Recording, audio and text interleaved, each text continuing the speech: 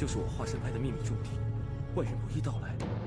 难道这些死人都是我化神派犯了门规的前辈，被囚死在此地的吗？但看这些奇门兵刃，却又不是本门弟子。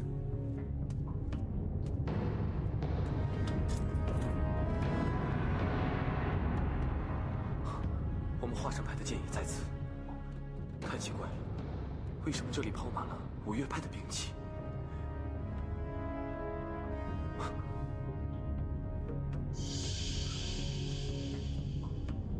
五岳剑派，无耻下流，比武不胜，暗算害人。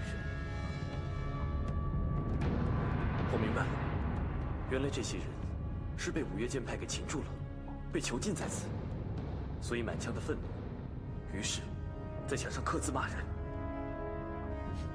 既然与五岳剑派为敌，自然不是什么好东西。比武比输了，还刻字骂人，真是卑鄙无耻。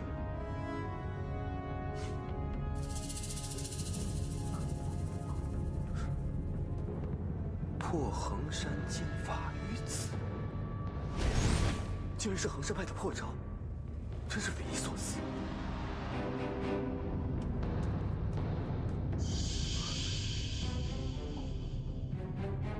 泰山派、嵩山派、南岳衡山、北岳衡山，这4个门派剑法都被破了。华山派呢？华山派呢？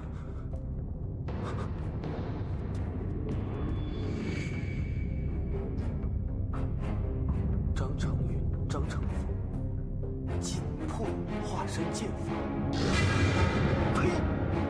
华山剑法如此精妙，天下能破的屈指可数。你敢说一个破字，还敢说尽破？我。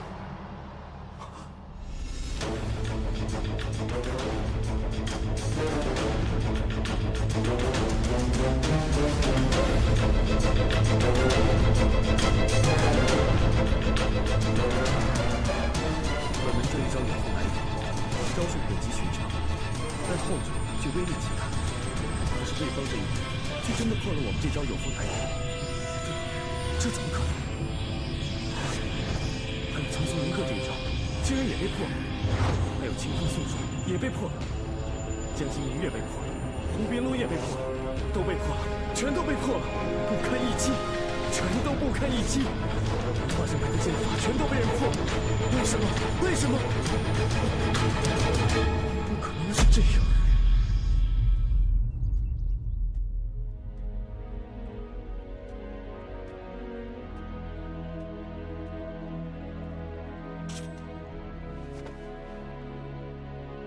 想不到我们华山的剑法，居然如此不堪一击。这10几年来的苦练又有什么用？纵然学到了如师傅一般炉火纯青的剑术，遇到这石壁上的破招，那也是束手缚脚，绝无抗御的余地。那么这门剑术学下去，又有何用？还有一件事情更是奇怪，洞中这些尸体风化已久，少说也在50年以上。何以五岳剑派至今仍然称雄江湖？没听说过哪一派剑法真的能为人所破。倘若壁上这些图形不过纸上谈兵，却又不然。嵩山等派剑法姑且不论，我们的化神剑法，倘若突然间遇上这等高明至极的招数，绝技非一败涂地不可。这实在是太匪夷所思了。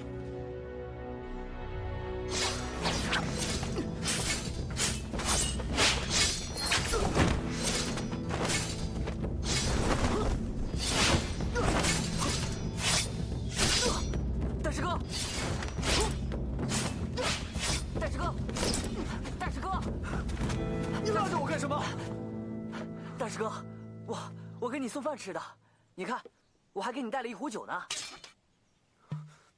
哎，大师哥，你先别喝呀，这菜都凉了，你先吃完饭再说嘛。以后不用送饭了，只要送酒就行。大师哥，你不吃饭怎么行啊？吃饭有什么用？你不吃饭哪有力气练功啊？练功又有什么用？大师哥，这是怎么了？怎么会这样？一定是小师妹那件事刺激了他。怎么办呢？我要怎么样才能帮助他呢？小师妹，小师妹，你真的很讨厌，能不能不要再来烦我了？小师妹，我求你了，你这次一定要去见大师哥一面。我才不去呢！你以为你这种把戏我就会上当受骗吗？哎呀，小师妹，大师哥这次病得真的很严重。陆侯，你居然敢咒骂大师哥！你干什么？快起来啊！我陆猴儿对天发誓，如果我对小师妹说了半点假话的话，我陆猴儿不得好死。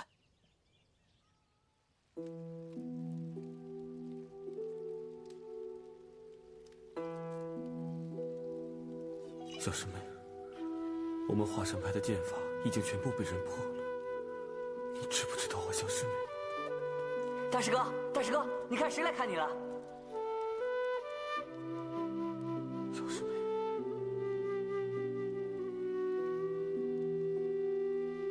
大师哥，大师哥变成这样，你怎么现在才告诉我啊？我早就跟你说了，是你自己不相信的。大师哥，大师哥，你怎么成这样了？上次我不是存心要骂你的，是我不对，你就当是我不好，你不要生气了好不好？你不能光是只喝酒啊，来，吃点饭，吃点饭好不好？来，你吃一点饭好不好？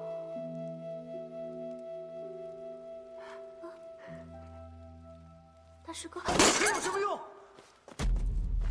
你干嘛发这么大脾气啊？大师哥，就算是我不对，我已经跟你道歉了呀，你还要我怎么样？你是不是不想再看见我了？啊？那好，以后我就再也不来了。小师妹，小师妹，大师哥，我好不容易才把小师妹请上来的，你到底想怎么样？你喝吧，你喝死算了。你这个样子，小师妹怎么看得起你？你看看，你今天像什么？像什么？像一团烂泥，烂泥呀！你这么做，你对得起师傅师娘吗？你不懂得自爱，我陆猴儿没你这个大师哥，没有你这个大师哥。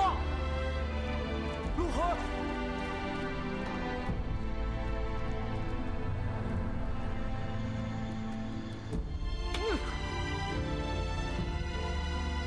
不错，他们说的对，长此下去，我只会更加对不起师父和师娘，对不起整个华山派。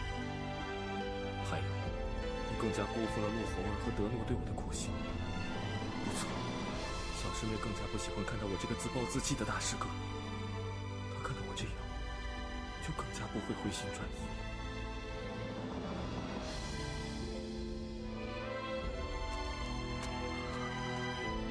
没错，虽然他们把五岳剑派的剑法全都给破了，可是我师父告诉过我，学我之道，永无止境，一山还比一山高。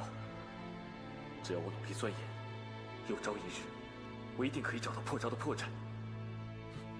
我可以的。石壁上所刻的每招，招招出神入化，博大精深。难道这就是我们五岳派最上乘的武功？可是为什么偏偏被人以一些巧妙绝伦、狠辣之极的招数破解了？范松、赵贺是什么人？破我华山剑招的张成云、张成风又是什么人？为什么花下如许心思，在石壁上刻下破我五岳剑派的剑招之法，而他们自己在武林中却是默默无闻？我五岳剑术得享大名之际，也是亏得这石洞中的破招没有外流，真是万幸。哎，我怎么没想到？我何不提起大斧，将石壁上的图形砍得干干净净，不在石上留下丝毫痕迹？那么，五岳剑派的令名便可得保了。只当我从没见过这个密图，那便是了。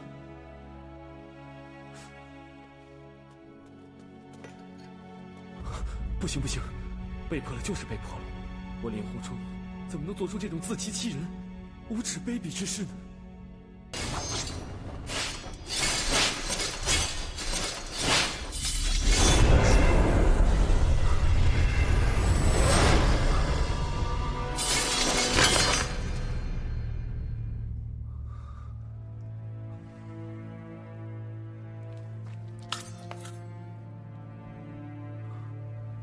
这5岳剑派的明招都博大精深，可是为什么被人家那么简单的一招就破了呢？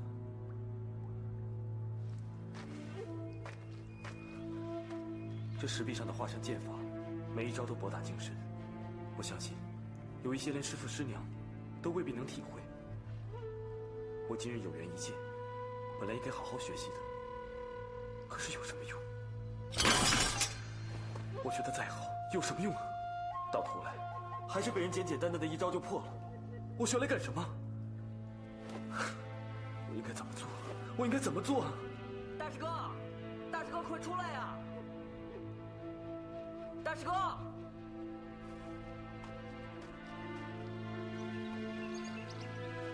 徒儿拜见师父师娘。起来吧。是。童儿，我和你师娘刚得到消息，最近田伯光又来到了长安城，而且还犯了好几宗大案子。岂有此理！这个田伯光真的不把我们华山放在眼里。师父，要不然我们就怎么样？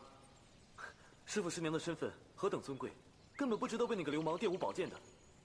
只可惜徒儿学艺不精，不是他的对手，而且有戴罪在身，不能离开思过崖去抓他，否则那个家伙一定不能那么通情不计的。如果你真有信心把他杀死的话，我可以准许你下山，让你戴罪立功。真的？不过，我得先考一考你这几个月的武功进展如何。哦。冲儿，那你就把你所学的武功全都使出来吧。是。大友，师傅，把你的宝剑给你大师兄用用。是师傅。大师哥。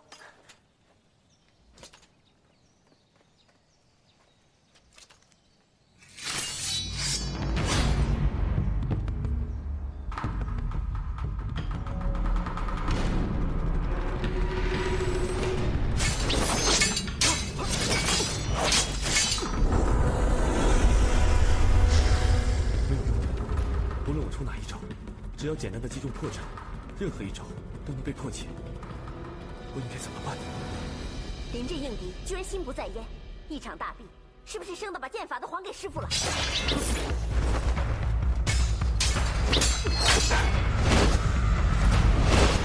这招也不行，没用的。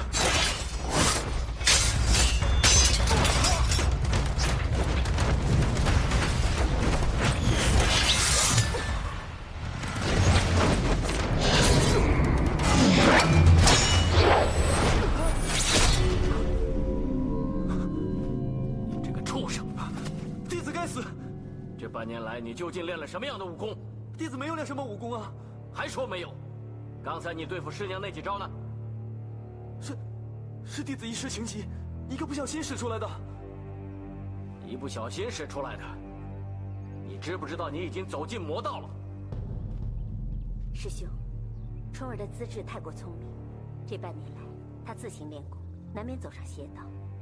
不过现在迷途尚远，及时纠正尚也非凡。冲儿，有很多原因你有所不知，你先起来。谢谢师娘。你们大家都给我听着！25年前，我们华山派本来是分正邪两派。师傅，我们华山派的功夫不就是华山派的功夫吗？怎么还分正邪呀？以前没听说过呀。师傅，那我们所学的一切都是正派了？那是当然了。难道明明知道是旁门左道的功夫，还会去练吗？只是左道的那一支认为自己才是正宗，说咱们这一支才是左道。但日子一久，正邪自变，旁门左道那一支终究是烟消云散。25年来，早已不复存在于这个世上了。其实，所谓的旁门左道，也并非是真的邪魔歪道，那还是本门的功夫，只是练功的着重点不同。你们还记不记得最早练的华山武功是什么？入门之后，先传授运气口诀，由练气开始。不错，华山一派的武功，关键就在于一个气字。气功一成，不论你是动拳脚也罢，用刀剑也好，都无往而不利，这才是本门练功的正途。可是，在本门的前辈当中，就有另一派人物，他们认为本门的武功的要点在剑，只要剑术一成，纵使内功平平，也能够克敌制胜。所以正邪之间的分歧，主要便在于此。女儿有句话想说，不过你可别生气。你说吧。我想，本门的武功气固然重要，但是剑术也不能忽视啊。倘若只有气功厉害，剑术却不到家的话，那也显示不出本门武功的威风来啊。谁说剑术不要紧了？要点是主从不同，但到底是以气功为主。最好啊，就是气功、剑术两者都为主。婵儿，单凭你这句话便已尽魔道，两者都是主，也就是说两者都不是主了。当年本门正邪之辩曾经闹得沸沸扬扬，如果这句话你在30年之前说出来，恐怕过不了半天你就得身首异处了。说错一句话就要身首异处，那这也太霸道了吧。当年本门剑宗气宗之争胜败未决，如果这句话你公然说出来了，气宗固然会杀了你，而剑宗也会杀了你。你说两者并重，不分宣旨，那气宗则会说你抬高了剑宗的身份，而剑宗更会说你是混淆纲目，大逆不道啊。其实谁对谁错有什么好争论的？拉出来一比试不就知道了吗？30多年前咱们气宗是少数啊，练剑宗的师伯师叔占了绝大多数。再说练剑宗的易于速成，见效极快，大家各练个10年，那肯定是剑宗占上风。但练到20年，也是各擅所长，不分上下。不过等到20年之后，练气宗的就会慢慢的变得越来越强。再等到30年之后，练剑宗的就再也无法与气宗相之比拟了。你们大家想想，这20年当中双方争斗之激烈，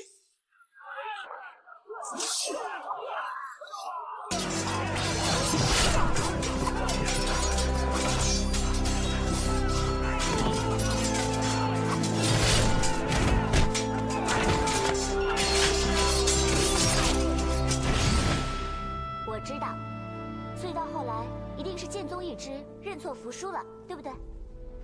可是他们却死硬到底，绝不认输。虽然在玉女峰上大比剑时一败涂地，可大多数人都横剑自尽，就算不死的，则悄然归隐，从此不在武林中露面。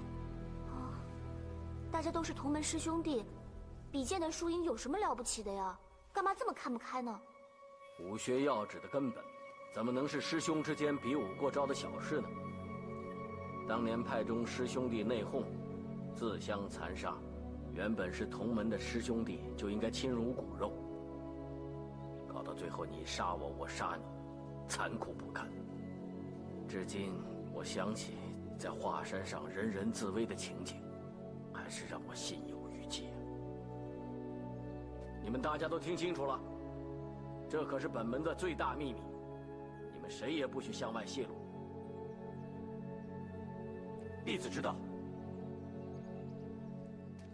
重儿，师父，如果你继续往这条路走下去，不出3年，你必定是剑重于气。那不但会毁了你自己，更会毁掉无数前辈辛辛苦苦用性命换来的武学，而且我们华山派更有可能在你的手中毁于一旦呢。弟子知错了，愿受师父惩罚。你原是无心之过，所谓不知者无罪嘛。原想当年那些剑宗的师叔师伯们，也是本着一番好意，想要以绝顶的武学光耀门楣，只不过一经误入歧途，陷溺既深，到最后终将难以自拔。如果为师不给你当头棒喝的话，以你现在的资质性子，极容易走上剑宗那条抄近路求速成的邪途。重儿，本来这次为师上山，是想把紫霞神功的内力传授给你，好让你下山把田伯光给杀了。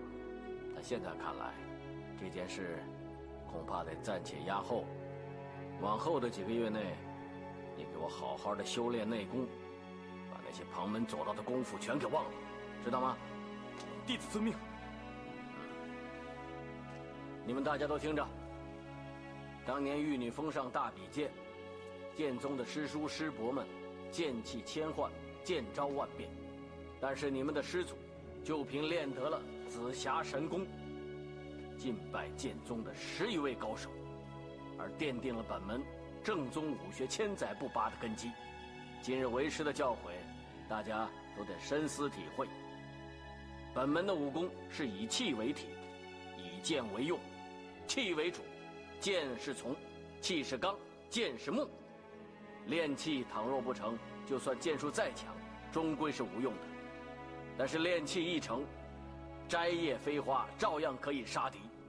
旁人只道我们华山派是以剑术见长，那未免也太小看我们了。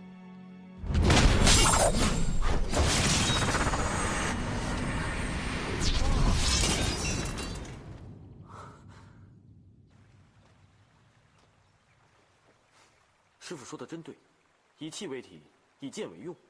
本门的功夫练到最深处，就算是飞花摘草，也可以伤到人。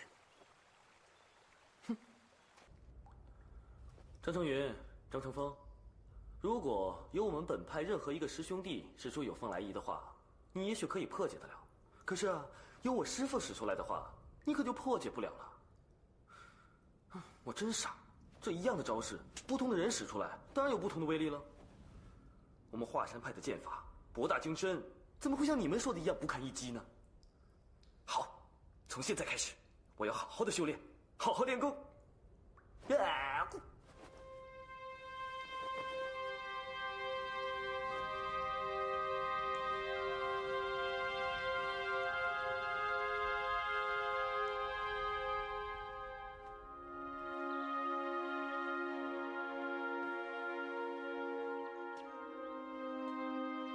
你看看，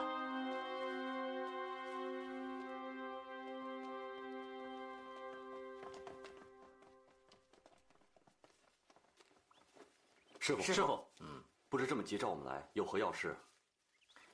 为师收到消息，近日恶贼田伯光在延安府一带四处作案，所以我和你们师傅要立刻下山，希望可以诛杀那个恶贼，替武林除一大害。德诺，你要好好的看着华山。弟子敬遵师命。师父跟师娘不在山上的时候，你们得律己修身，勤加练功，知道吗？是师傅。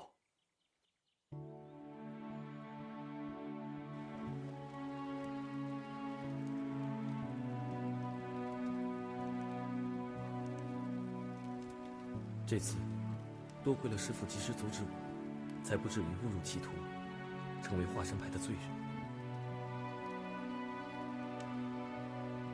以后还是少进度吧，免得石壁上的图形困扰自己。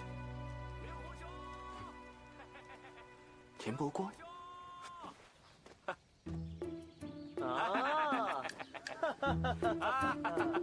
令狐兄，别来无恙啊！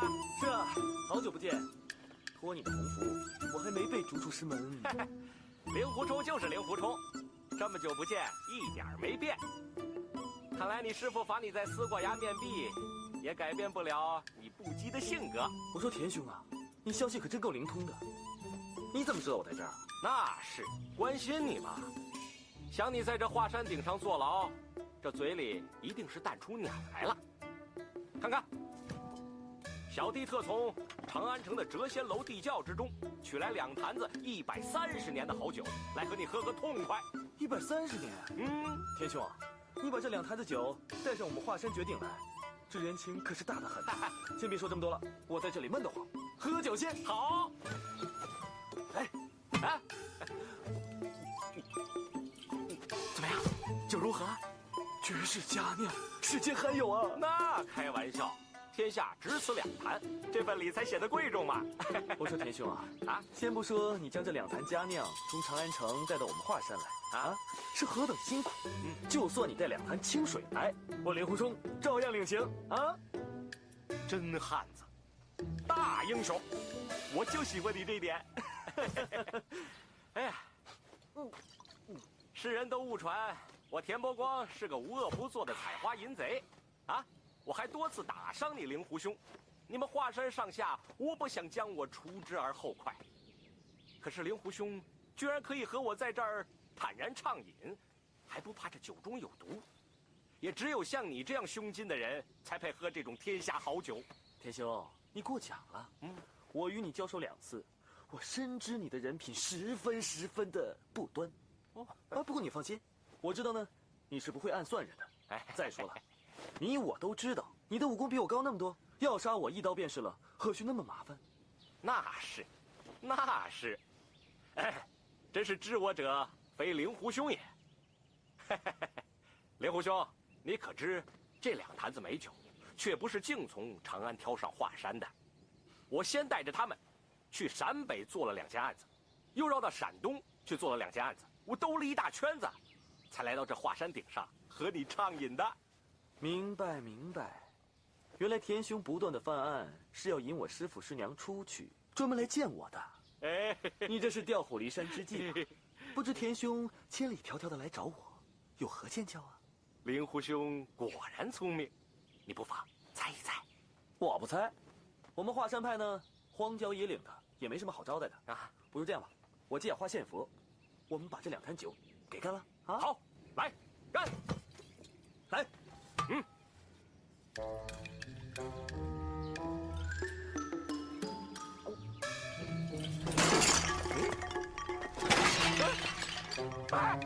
令狐冲，你这是？你田兄，现在酒喝完了，有件事情呢，我得跟你说清楚。其实我跟你呢，道不同不相为谋。你在江湖上作恶多端，全天下人皆知。我呢，愿意跟你对饮3杯，那是因为我看你落落大方，值得我欣赏。先不说呢，你拿这2坛美酒来贿赂我，就算你拿来全天下的金银珠宝，我也不会被你收买的。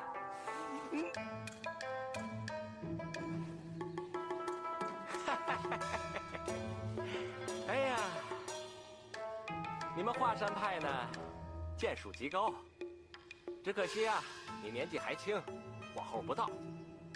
此刻要是和我动刀动剑的话，恐怕还不是我的对手了。田兄，你说的没错，10年之内，我也打不过你。对，识时务者为俊杰嘛。是啊，田兄，我令狐冲只不过是江湖上的无名小卒罢了。我想田兄应该不会专程来砍我的头吧？不过你放心，田兄，你要我做什么，我一概都不会答应。喂，我还没说要你做什么，你就这么快拒绝我？什么都不用说了，我令狐冲一言既出，无马难追。我就不信你的脖子比我的刀还硬。那也没什么呀，打不过你，跑了。跑？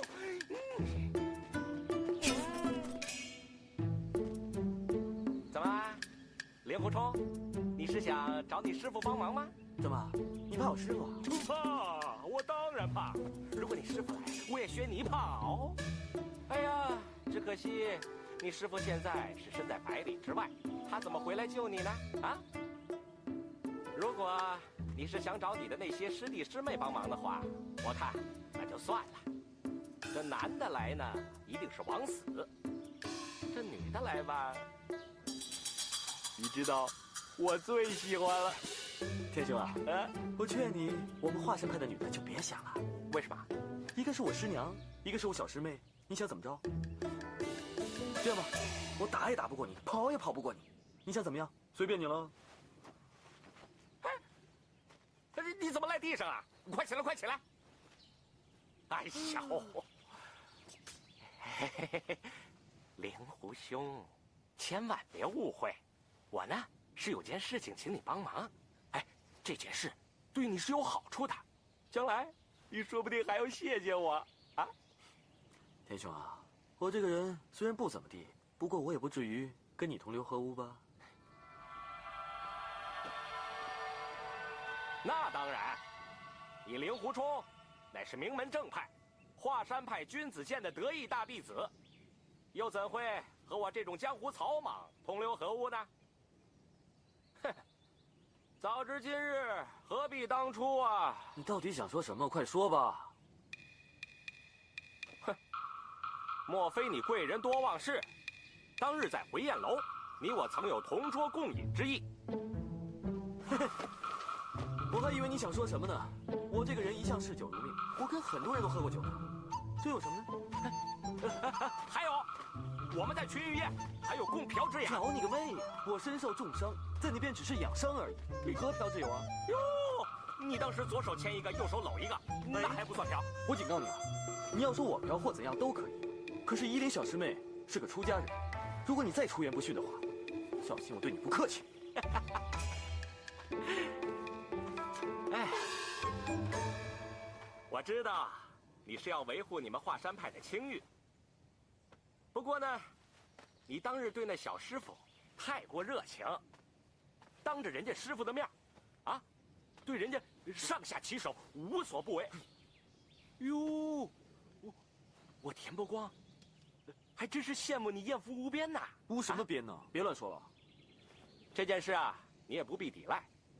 如果不是你当日对人家小师傅无礼，那小师傅现在也不会对你日思夜想。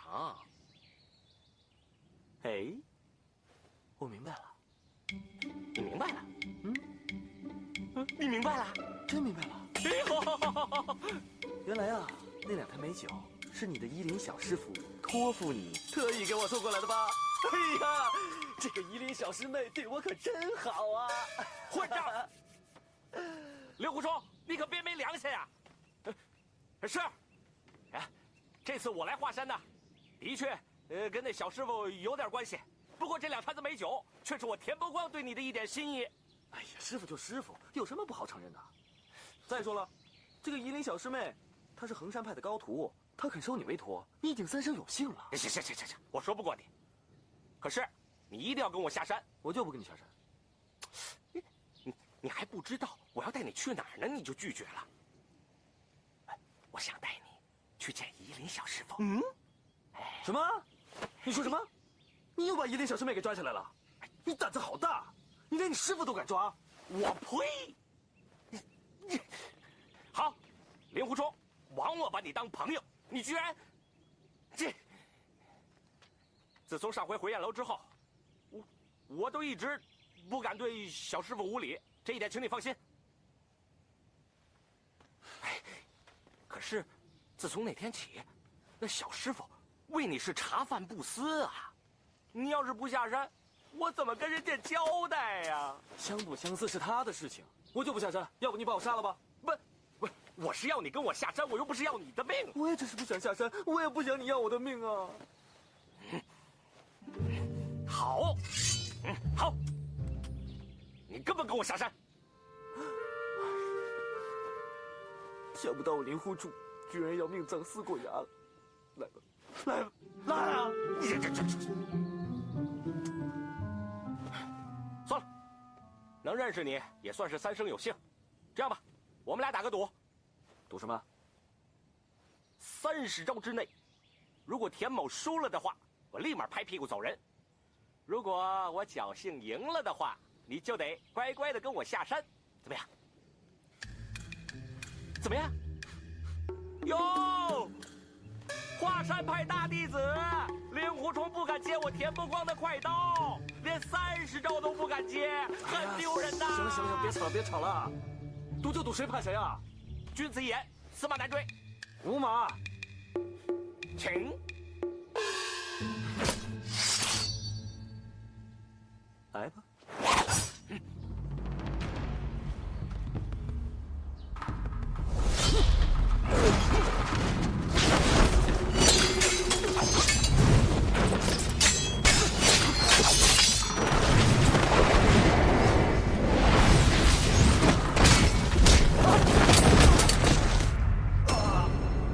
8招，你看你把我手都搞破了，你武功比我好，内力又比我高，你我很正常嘛。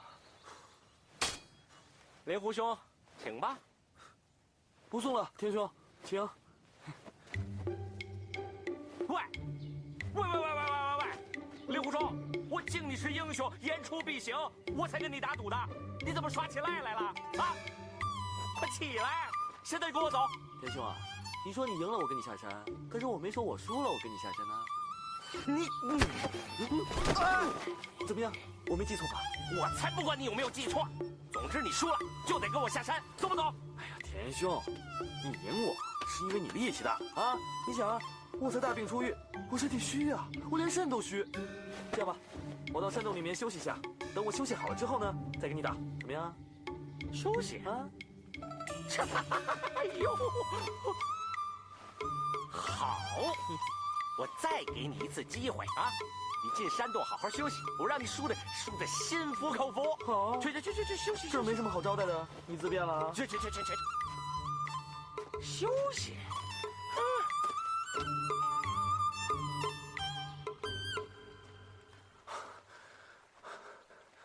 怎么办？这个田伯光和泰山派的天门道长打过，又和北岳衡山派的夷陵小师妹打过。我刚才又使出南岳剑派莫大先生的快剑，却也奈何不了他。怎么办啊？怎么办？不对，还有嵩山派。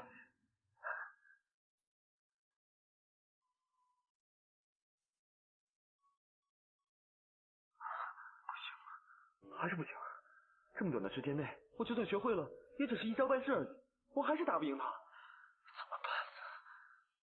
哎，有了，五岳剑派，我这使招那使招，就算打不赢他，也可以耍得他眼花缭乱的。到时候说不定还真能接他30招呢。好，就这么办。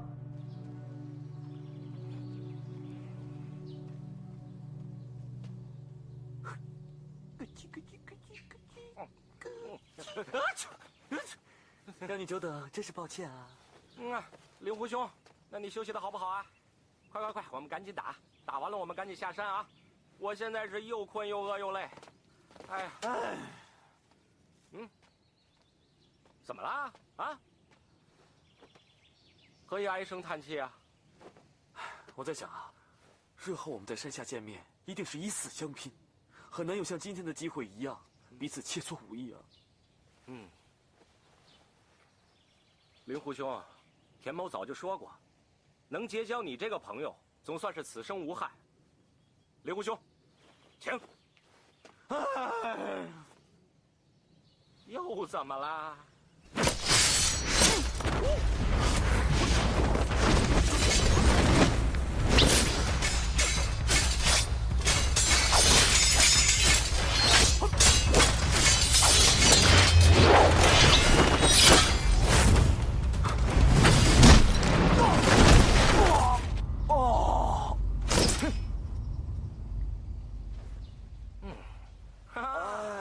臭小子啊，差点被你给阴了。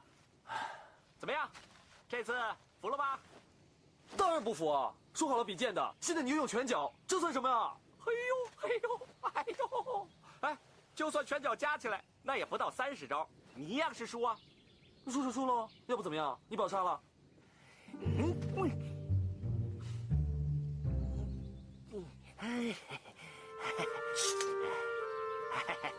来，令狐兄弟，地上脏啊！来。哎呀，令狐兄弟，我田伯光这次上山来，就是想请你和夷陵小师傅见上一面，不是有意要为难你啊。当初我让你拜夷陵小师妹为师傅的时候，你是千百个不愿意啊。现在呢，你又千方百计的让我下山去见夷陵小师妹，怎么，对她动情了？啊，没那回事，那就是另有隐情了。实话跟你说了吧，总之是我田伯光倒霉，我被人点了死穴，中了奇毒。要是不能把你弄下山的话，1个月之内就会毒发身亡而死。哎，令狐冲，我告诉你这些，不是祈求你的垂怜，是要告诉你，无论如何，我是一定要把你弄下山的。你要是当真不肯去，嘿嘿，我田伯光可是什么事儿都做得出来。反正江湖上传我是无恶不作，我现在在这生死关头更是毫无顾忌。哦，田兄，说的我都开始有点同情你了，是不是？虽然我不知道是哪一位高手这样的恶作剧，给田兄出这样的难题。我虽然不知道你身上中的什么毒，但是我知道再重的毒呢，都有办法可以解。那你为什么非要在我身上打主意呢？点穴下毒的人，那也不必提了。要想解此死穴奇毒，除了那个下手之人，就剩下那个什么杀人名医平一指了。不过我相信，他肯定是不会帮我解救的。那你就跪下来求他呀，要不然拿刀相逼，他肯定会救你的。哎呀，臭小子啊！你还有心情说风凉话啊？总而言之，我田伯光固然是活不成，你也休想平安大吉。好吧，既然你这么求我的话，那我就再给你一次机会，再跟我打一次。还打？只要你打得我心服口服了，我就给你下山了。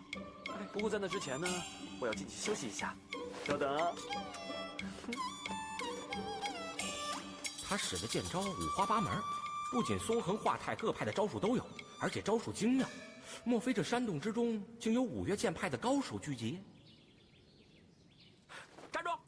哎呀，又怎么了？哎呀，这山洞里面阴暗潮湿，灵狐兄，你何不把他请出来，给我引荐引荐？引荐什么？装傻。为什么你进洞一次，出来以后便多了许多古怪的招式？如果这洞里没什么高人指点你的话，你怎么会进步得这么快呢？啊！倘若给他见到石壁上的图形，那可大大不妥。那我就实不相瞒了啊！里面的几位高手说呢，如果跟你交手的话，有失身份。我呸！我看他们也是浪得虚名，沽名钓誉。嘿，他们出来也未必会是我田伯光的对手。那好啊，你这么有兴致的话，你自己进去向他们请教请教，看看他们愿不愿意教你。他要我进山洞，为什么顿时就喜形于色？看来山洞之中必有对我大大不利的埋伏，我还是站在洞外的好。就算那10个高手一涌而出，我虽然斗不过，逃总逃得掉。何况既是五岳剑派的前辈高手，倒绝不会联手对付我一个后生晚辈。切，嘿，什么狗屁高手前辈，我看也就是些浪得虚名之辈。哎，要不然他们教你的招式，怎么连我田伯光30招也打不过？哦，臭小子，你跟我耍诈是不是？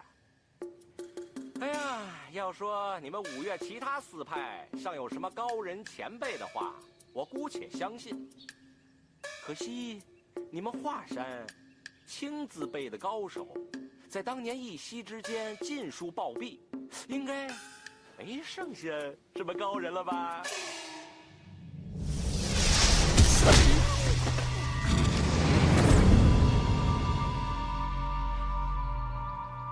谁说华山派青字辈的人都死光了？我就教他几招，难道还收拾不了你这个小子？哎，灵狐兄，这位是？我也正想问呢，这位是？哎呦，我想起来了，据说当年华山瘟疫，有一位风清扬老前辈，当时不在山上，躲过了一场浩劫。莫非您就是风清扬，风老前辈？风清扬？难得世上还有人记得我风某。现在华山派的弟子是越来越不像话了。好，既然你叫我教，那我就教你无妨。好。风老前辈，您慢慢教，我去放个水。好好学啊。前辈，其实和他斗上几招又有何难？我就教你30招。可是这些招你平时都学过，只是把次序兑换一下。你记住了，第1招白虹贯日，然后是有凤来仪，接着就是一招金焰横空，然后是结剑式，之后是旭日初升，风伴流云，烟雨飘渺，苍松迎客，晚月朗星，幻眼云烟，钟鼓齐鸣。你叫令狐冲。啊，我叫令狐冲。令狐冲，这30招要记住不容易。这30招就是要一气呵成，以你现在的修为，好，真的不容易，试试看。好，我试试。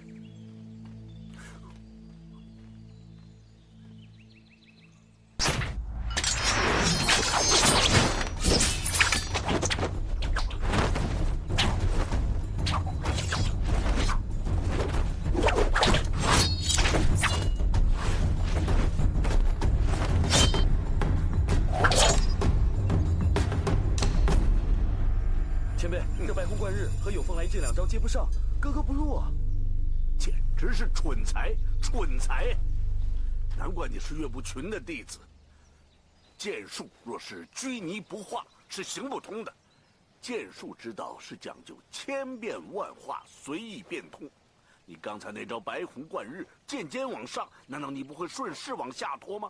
虽然剑术的招式中其实没有这样的，难道你就不会别出心裁，随手配合吗？对呀，前辈，我怎么没想到呢？多谢前辈指点。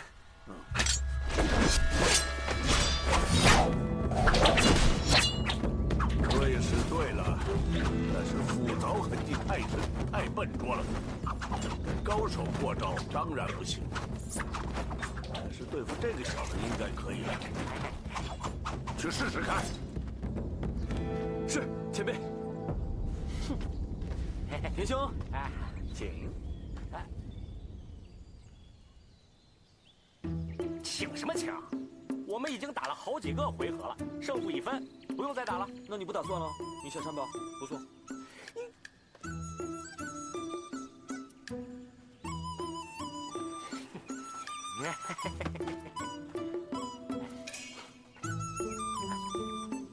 风老前辈，我田伯光是后生小辈，不配和您过招。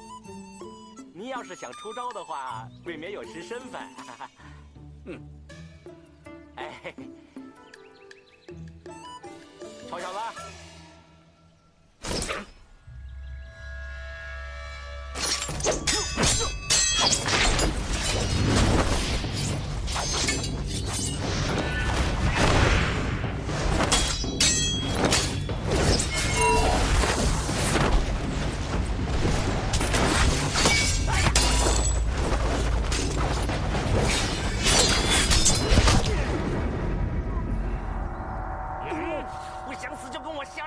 我不跟你下山，我跟你打100回合，是你输给我的。我不管你100招200招，反正你输了就跟我下山。我就不跟你下山，你输了就得跟我下山。我跟你妹下山，你妹！嘿，蠢材，手指就是剑呐！你那招金玉满堂，一定要用剑才行嘛！嘿。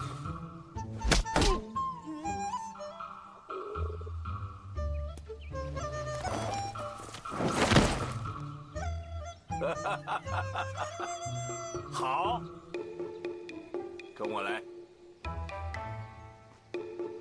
是。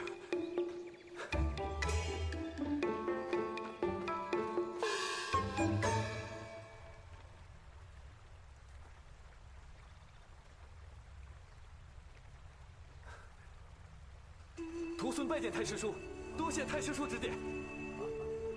起来，起来，起来，起来！谢太师叔。怎么，现在还觉得我招摇撞骗吗？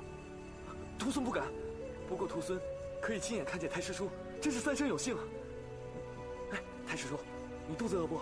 你肚子饿的话，我去拿些干粮给你吃，啊？啊，不用。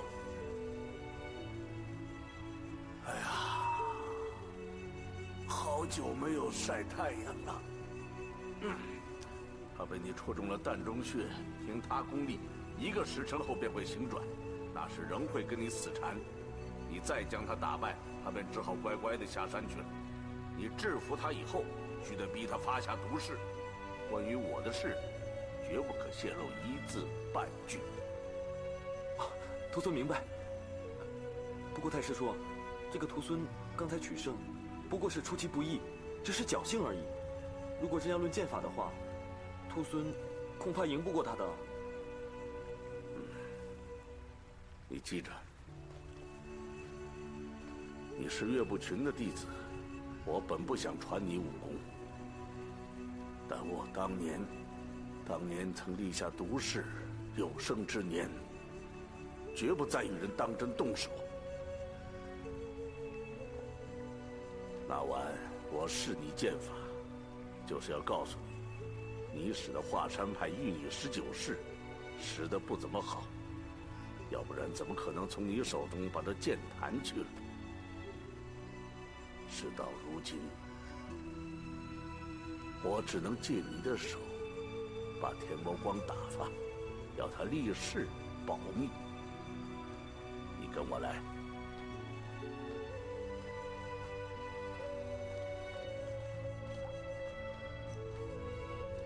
你看，壁上这些华山派剑法的图形，你大都已经看过记熟，只是使将出来，却全不是那一回事。哎，岳不群那小子当真是狗屁不通啊！你本是块大好的材料，却被他教得像蠢牛木马。太师叔骂我师傅，我不跟你学了。哎呦！耍小孩子脾气是吧？嫌我骂你师傅，我好，那我不骂他行吗？这样，你师傅叫我师叔，我叫他小子，这总可以吧？只要太师叔不骂我师傅，太师叔要徒孙做什么，徒孙就做什么。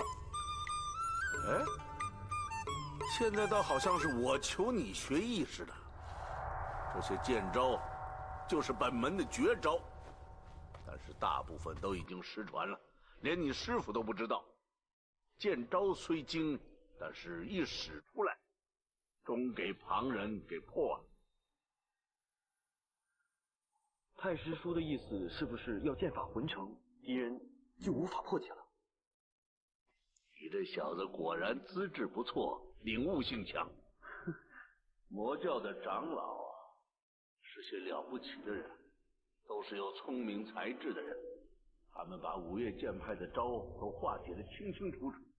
但是他们不知道，任你的武功再强，招数再精，也敌不过人家的阴谋诡计、机关陷阱。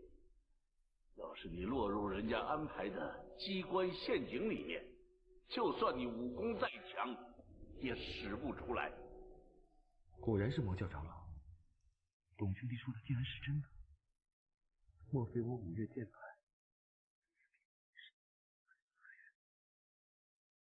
也不知道董兄弟如何？令狐冲不用也不光灭，你再乱想，还有时间学武功吗？以武功而论，魔教长老们也不是已窥上乘武功之门，他们不知道招数是死的，使招那个人是活的，死招可以破，活招要是他们碰到，就会缚手缚脚，任人宰割。千万要记得一个活字。学招可以活学，使招也可以活使。无论如何，就算你学了1000万的绝招，碰到了真正的高手，也可以被人一一破去。明白，必须要活学活使。活学活使只是第一步，你要使到出手无招，才能达到高手的境界。刚刚你说各招魂活，敌人无可解破，只是说对了一小半。要做到无可解破，不是魂成，是无招。你是魂成各种招数，招与招之间就会有空隙，敌人就有戏可乘。要是你使的是无招，敌人又如何能破呢？根本无招，如何可破？你来破我这一招。这不算是招式，所以无法可破。所以说，切肉要有肉切，砍柴要有柴砍。敌人要破你的剑招，你需要有剑招给他破才成。就比如说有一个没有学过武功之人，拿了剑乱挥乱砍，你剑文再博也猜不到他下一剑要刺向哪里。就是剑术至精之人也破不了他的招式，只是不曾学过武功之人，虽无招式，却会给人轻而易举地打倒。真正上乘的剑术，乃是你一眼就能看出他招式中的破绽，然后你再出手无招。他没法破你的招，而你却破了他的招，那便胜了。要是敌人没有招式呢？那他也是1等1的高手了。你们2个对打，有时候他高，有时候你高，那说不定。这世上很难遇到这种人，我这一辈子只遇上3个。哪3个？你怎么那么多管闲事？你好好的学剑吧。哎呀，妙计妙！徒孙知错了。哎，你没有错，你没有错。其实你很对我的胃口。可是现在时候不多，你赶紧把华山派这34招贯通起来，一气呵成，然后把招数全部忘了，一招都不能放在心上，再用没有招数的华山剑法跟田伯光对打。是，太师叔。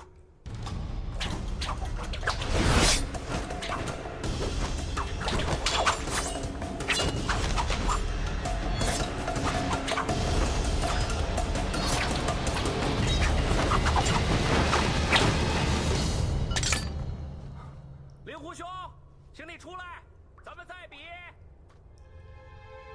太师叔，你看我刚才使的乱削乱砍剑法，能挡得住他的快刀吗？挡不住。挡不住，那怎么办啊？要挡不住，那就不挡了嘛。挡不住就不要挡了。啊，我明白了，太师叔，你的意思是说，他既然要我下山，自然不会要我的命。我呢，不要理会他的刀法，只要顾着自己进攻就行了，是不是，太师叔？嗯，好。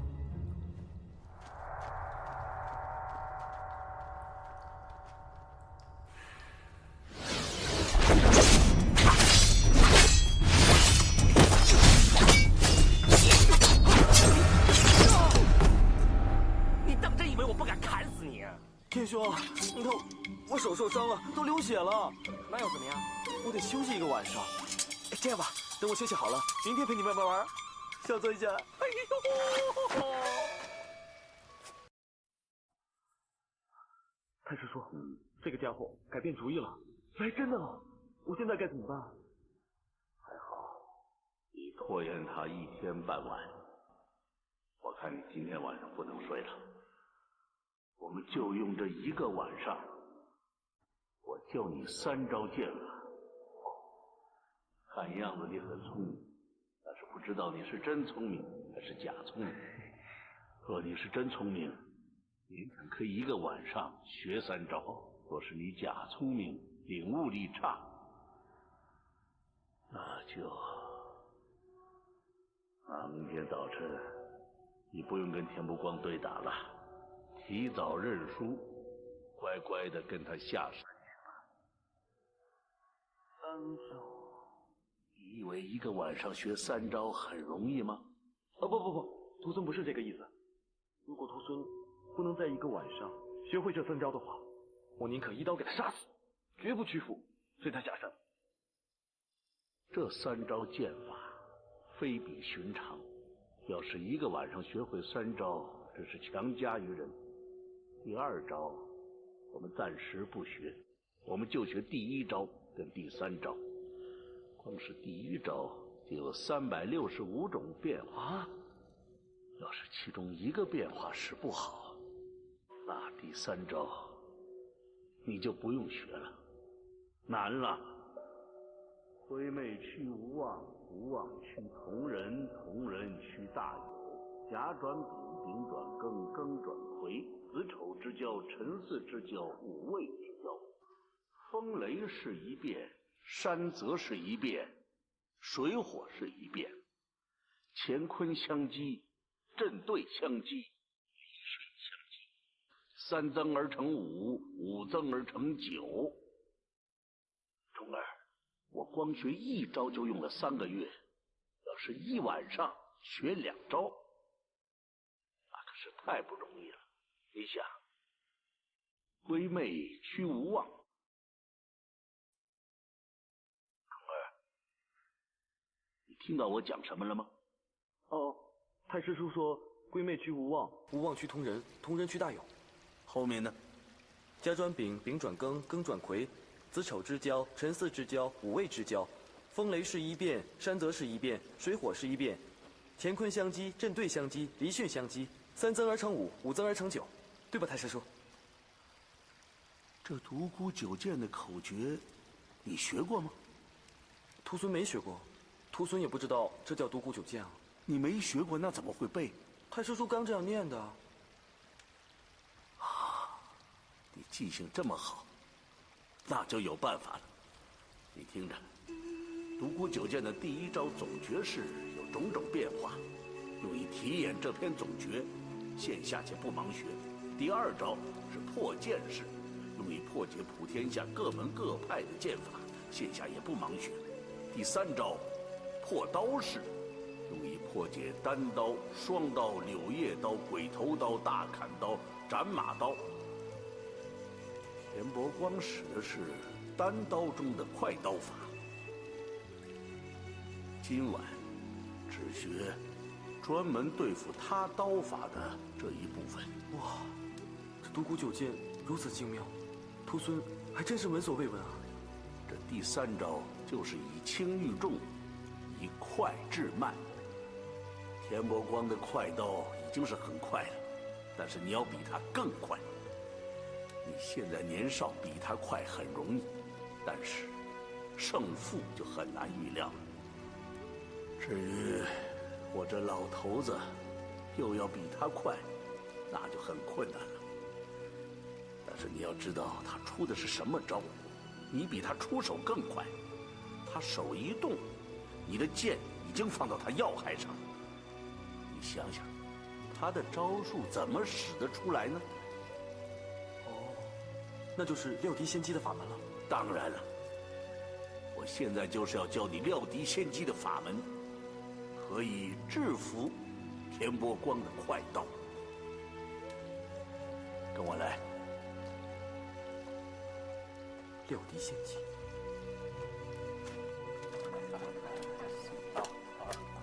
来，老板结账。好嘞，慢走啊，两位。两位再加点点心。啊，不用。两位客官是吃饭呢，还是住店？掌柜的，向你打听个人。这2天可有一位姓丁可以住在这里啊？哦，在外面那间。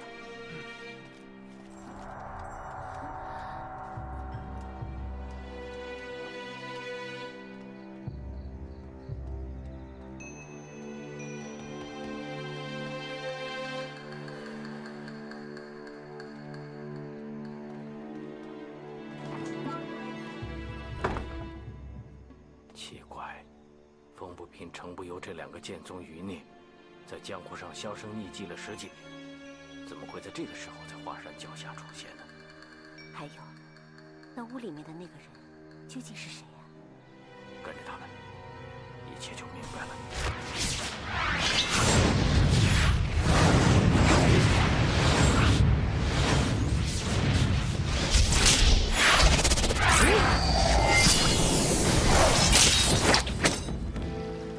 怎么样，太师叔？我想的怎么样？只是时间太匆促了，你已经学得不错了。多谢太师叔。哎，太师叔，徒孙有一事不明，为何这剑法的种种变化，竟是进手招数，只攻不守？独孤九剑有进无退，每一招都是进攻，你的敌人只能退守，自己就不用去守了。创这套剑法的老前辈叫做独孤求败，你想想，他的名字叫求败，穷一生，求一败而不得。他是这剑法天下无敌，又何必要去守？要是有人让他回剑去守，他自然会心花怒放，喜不自胜了。这位前辈仗剑江湖，无敌于天下，连找个能接他一招的对手都难，为师令人可敬可佩。等田伯光一走，我定要求太师叔教我这门剑法。令狐兄，天亮了，睡醒了没有？快出来啊！你出去跟田伯光对打，叫他替下华山。是，太师叔。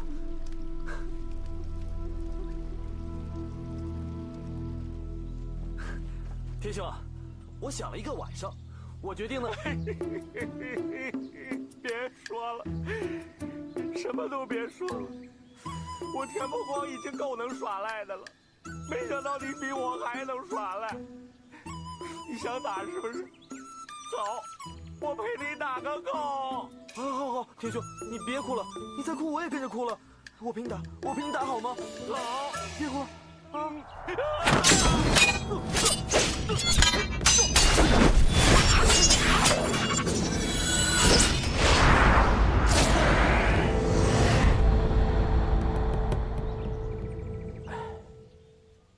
风清扬老前辈剑术如神，当世无人能敌。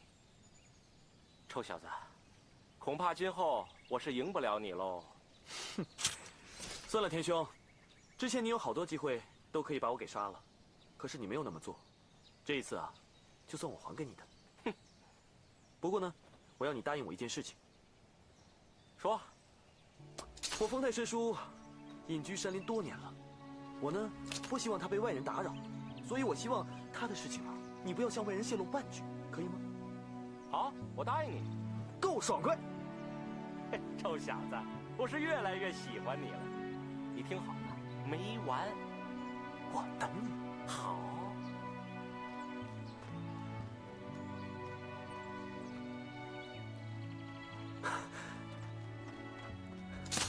太师叔救我一命，又传我上乘剑术，大恩大德，永生难忘。起来！谢太师叔。你离上乘剑法还差得远。太师叔，徒孙斗胆，想请太师叔把独孤九剑所有招数全部都传给我。你要学独孤九剑，将来不后悔。怎么会后悔呢？赶集还来不及呢。好，那我就传你。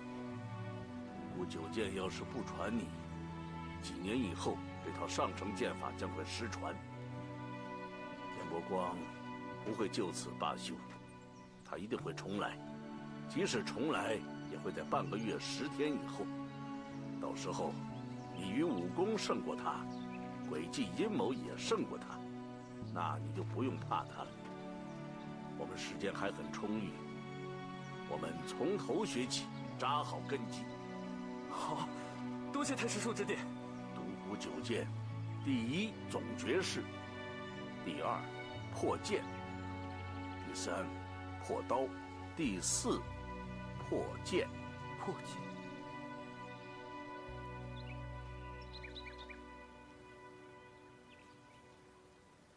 姐姐，你带我来这里干什么？带你来见你最想见的人啊。什么人啊？令狐冲。令狐大哥。我知道，自从在衡阳我们救过他之后，你心中便想着他，念着他，茶不思饭不想的。今天我来，也算是了你一桩心愿。我已经叫田伯光上华山去把他给我抓下来。等他一到，你怎么不早告诉我？依林，你去哪儿？回衡山。依林，姐姐，令狐大哥已经有自己心爱的人了，而且我是出家人，跟他根本不可能。如果以后你还要这样子的话，我就真的不见你了。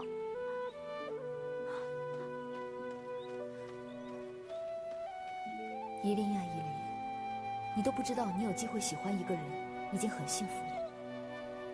有很多人就算喜欢，也不敢说出口，只能默默地藏在心里。你明白吗？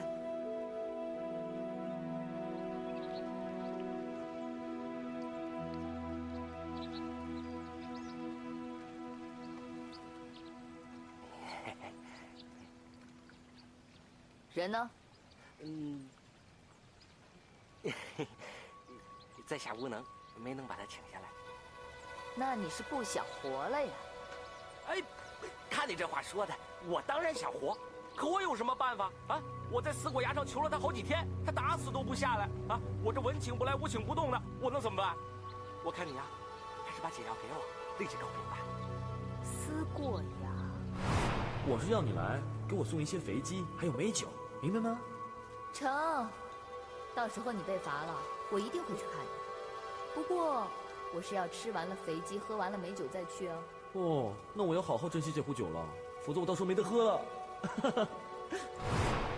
看来我得自己带着肥鸡美酒去看他了。去吧。解药还没给我呢，你，哎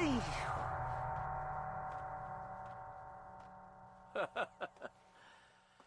年轻就是好啊，说学剑就拉着我老人家不睡觉，说睡觉，倒个头就打呼噜。也罢，出来透透气。好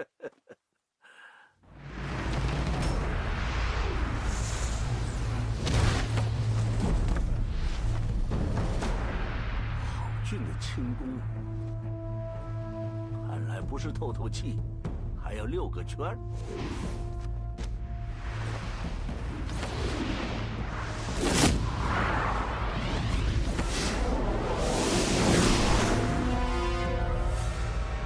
哪里来的小子？轻功不错。你的武功也不错啊，那我这个小子就跟你这个老小子比划起来。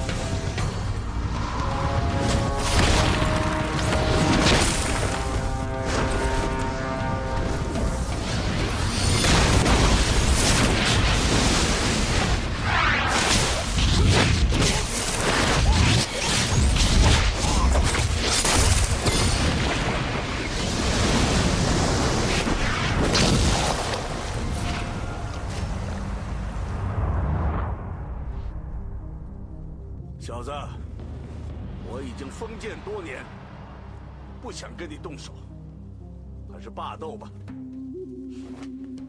那怎么行？你武功极高，对我来说是个威胁。但是越有威胁的东西，我向来会越有好奇心。年纪不大，心不小，知不知道有些东西碰不得？哼，你年纪很大，但好奇心也不比我小，内功却很精湛，而且剑法之高，世所罕见。好，我被一个年轻人赞美还是头一回。你身法如此高，吃我一剑如何？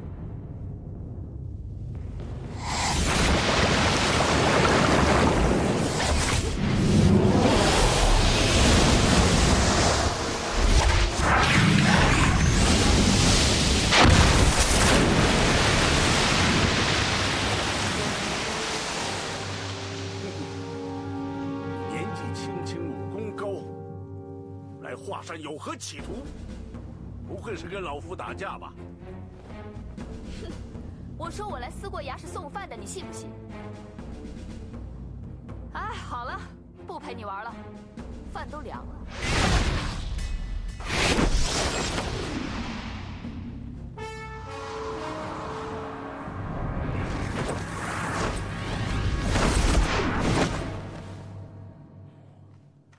身法极其诡异，你究竟是什么来历？早跟你说了，我是来送饭的。令狐冲，你给我出来！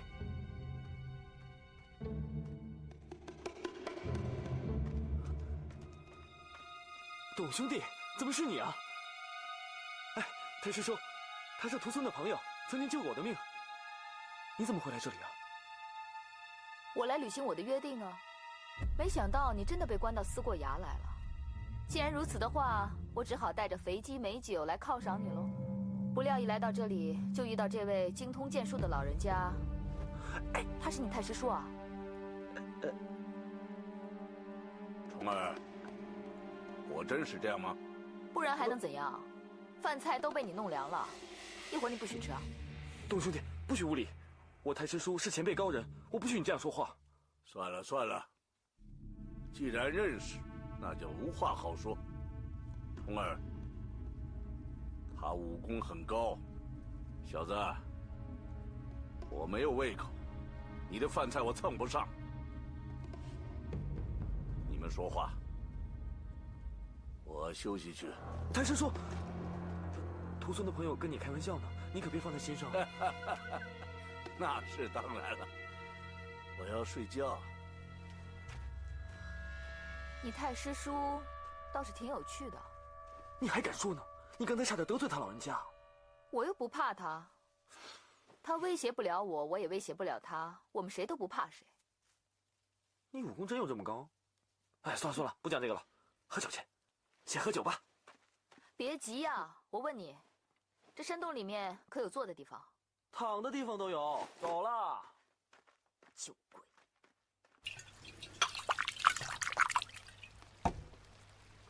来，董兄，干一碗。来。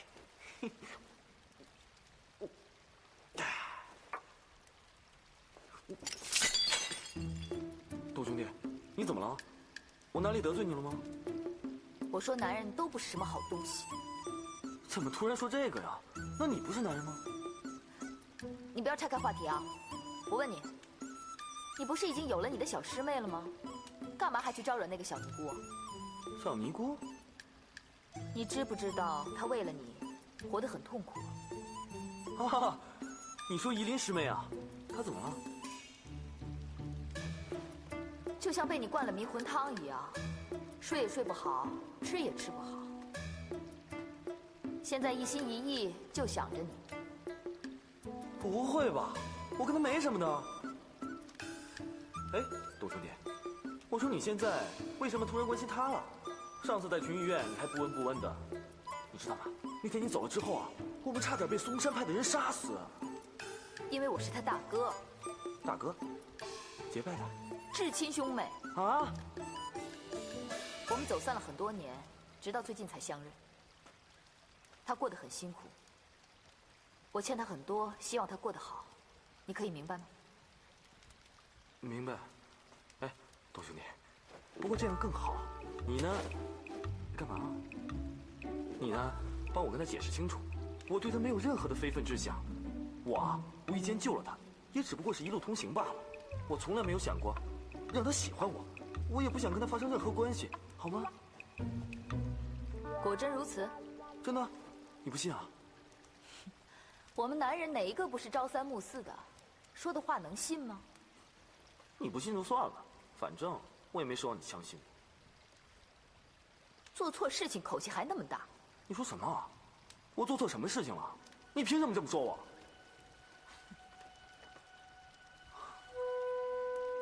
我喜欢我的小师妹，可是她现在有了林师弟，我能怎么办？我只能默默的承受。好了，你现在跟我说这个夷陵师妹她喜欢我，她喜欢我又怎么样？她喜欢我，我就要喜欢她吗？为什么我自己的事情就要默默承受，别人的事情都要别人帮她？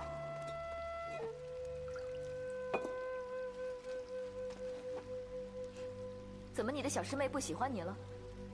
其实夷陵不错的，我看你们不用再说了，感情的事情不能勉强的，更不能取代。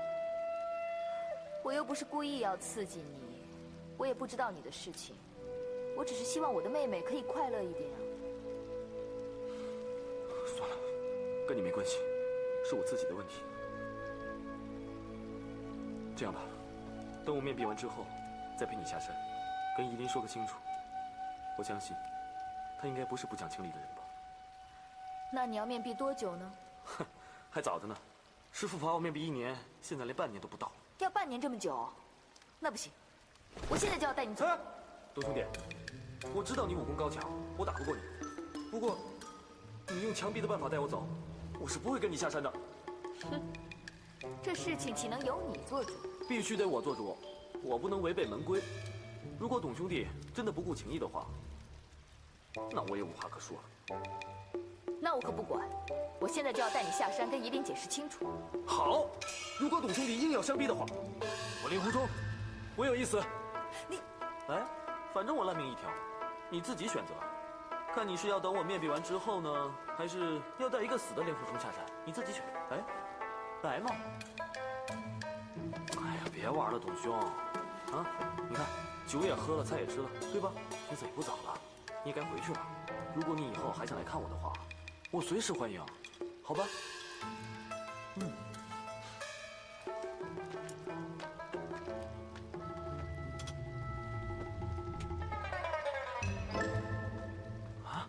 董兄弟啊，你躺我床上做什么？那我不逼你了，你一日不下山，我就在这睡一日。董兄弟，你令狐冲一日不肯，董伯方为一睡。我给你选择吧，看你是要允许我睡在这儿呢，还是受不了自己下山。顺便说一句，这床太小了，你睡地板吧。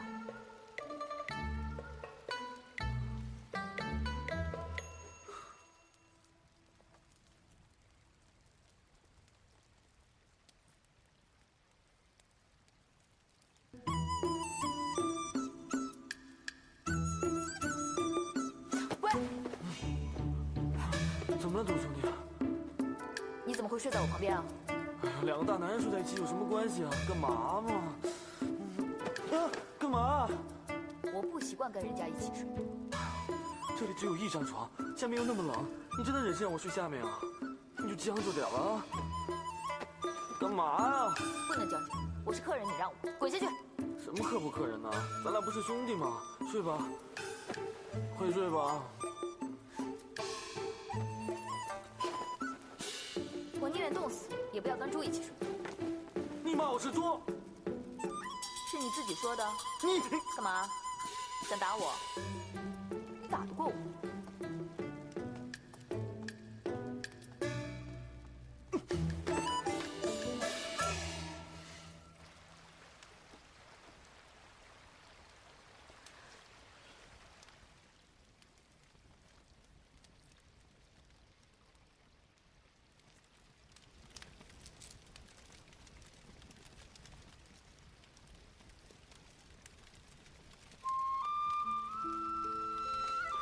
喂，吃点东西吧。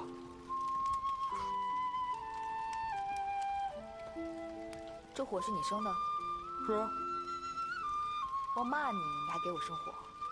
没办法了，谁让你曾经救过我的命？我令狐冲这个人啊，一向是恩怨分明的，我怎么忍心让我的恩人冻死呢？好了，我练剑去了，你自便吧。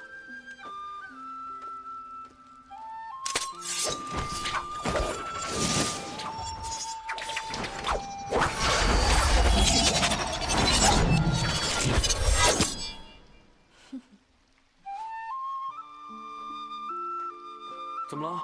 哪里不对了？你这套剑法极为神妙，我刚看出了些门路。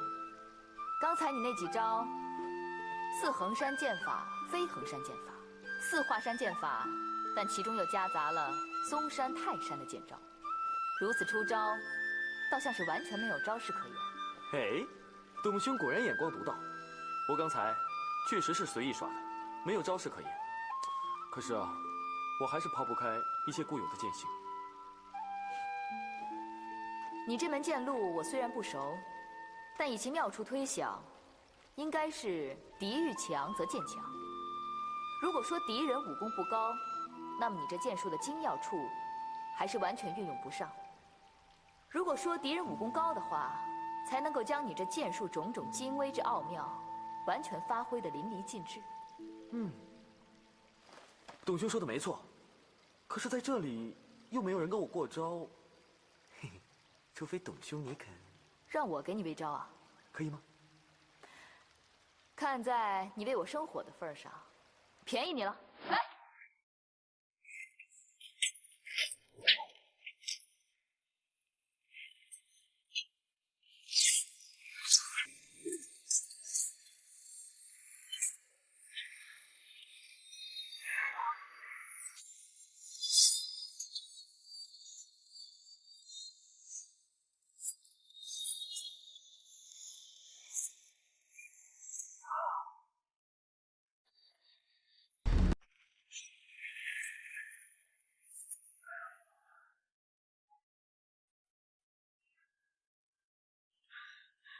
好久没有打得这么开心了。其实你这剑术本身极为厉害，若你勤加领悟的话，当能跻身第一流的高手。多谢你的夸奖了，董兄弟。不过什么？不过，就算到那个时候，你依然不是我的对手。你这剑法是你太师叔教的吧？什么表情啊？有什么好瞒的？我跟那老家伙斗了200余招，你这剑招的意思大不相同，不是他教的，那就是鬼来。老兄弟，我真想不到你的武功竟然如此高强。哎，不说了。啊，好热啊，流了一身汗，又没有带衣服，怎么办才好啊？你热，我也好热，走吧。去哪里啊？跟我来就知道了。走。怎么样？哇，没想到这里还有这么漂亮的地方。当然了，我要在这里闭关1年呢，不洗澡的话真受不了。你胡说！闭关本来就不用洗澡的。不是要洗澡的吗？走吧。不用了。啊，我不是很热。怎么不热呀？你刚刚说你热的，你看你满头大汗。走了，洗澡了。不用了，不用了，真的不用了，真的不用了，你自己洗吧。一个大男人干嘛别别扭扭的？一块洗又不会怎样。走了，很舒服的。不用，相信我。不用，舒服啊！哎呀，怎么样？舒服吧？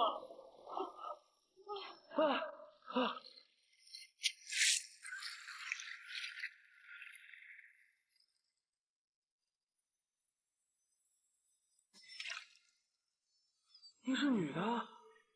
这个还看？你怎么不早告诉我？大师哥！糟了，我师弟给我来送吃的了。大师哥！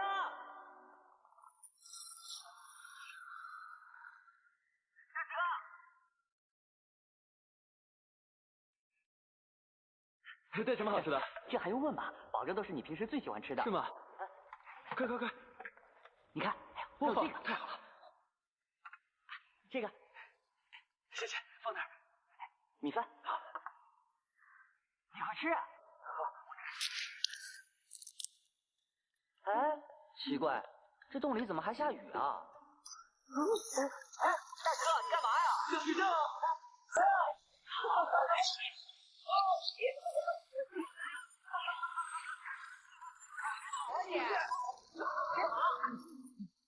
快住！我来了，你等着。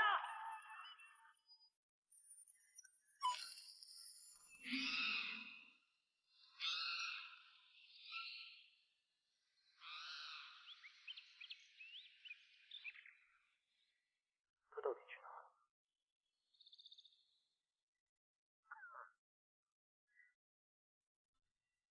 怎么了，童儿？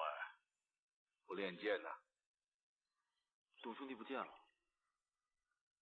他本来就不该在这里，现在回去了，你又何必担忧呢？不知道，也许是我多虑了吧。太师叔，要是他被师父发现了怎么办？我们华山派门规这么严，他被发现了是要被砍手砍脚的。你为他担心了？怎么会呢？我跟他只是萍水相逢而已。算了，不想那么多了。太师叔，指点我练剑吧。无心练剑，等于没练。太师叔，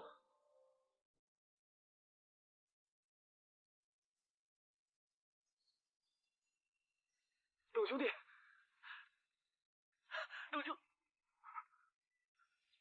董姑娘，你去哪里了？把我给吓死了。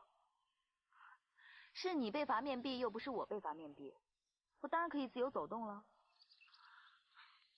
我问你，你是不是喜欢我了？我告诉你啊，你是不可以喜欢我的，要不然夷陵会难过的。我才不会喜欢你呢！我发誓，我再也不要喜欢一个人了，因为喜欢一个人很痛苦，有种连命都不要的感觉。好，那我们约定好，以后我们只做好朋友，永远都不要爱上对方，行吗？好啊，当然好了。哎，可是你到底叫什么名字啊？你真叫东方伯吗？我是一个姑娘，怎么会有那么雄伟的名字啊？那你叫什么？东方白。东方伯只是一个化名。东方白，好特别的名字。行了，你师弟把你当猪啊？我说他每天都给你送些什么食物啊？喏，看我给你带来什么？哇，好香的鸡啊！可是这么香的鸡不配酒，好像有点可惜哦。知道你爱酒啊。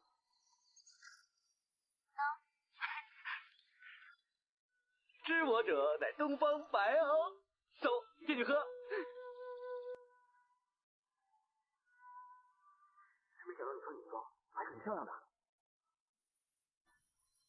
世间多少痴儿女，爱到深处不愿游。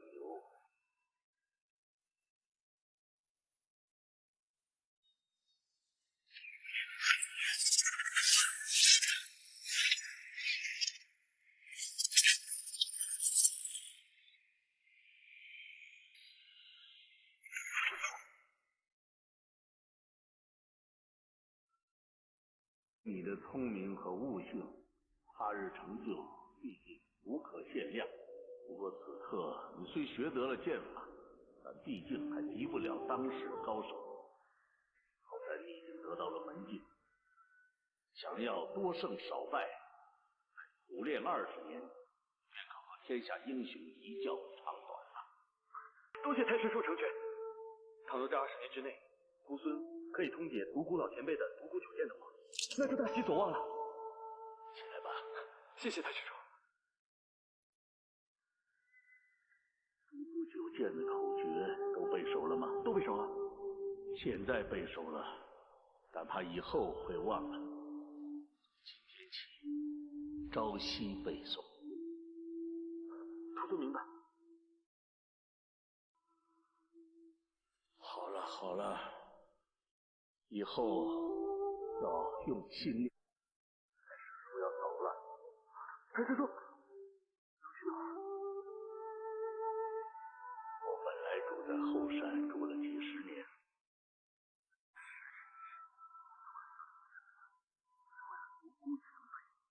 他的绝世武功不会失传。现在好了，我不走还干嘛？哦，原来是这样。太师叔住在后山，那更好了。你想，如果以后太师叔肚子饿了，徒孙给你送吃的；如果太师叔无聊了，徒孙啊就陪你聊天呢。不行，我以后再也不会将华山派的人，包括你。啊？为什么？是不是徒孙做错了什么事？不关你的事，是太师叔自己要这么做。可是为什么要这么做呀？虫儿，我跟你既有缘，亦复投机。我暮年得有你这样一个家子弟，传我剑法，大畅老怀。有我这样一个太师叔，以后别来见我，别免我为难。我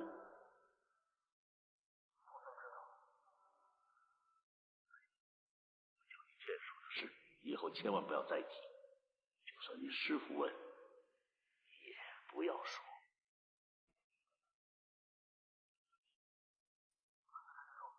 那位东方姑娘，她也知道了这件事情。她身世不明，高强，什么门派很难看得出来，但是她的身形有魔教的地方。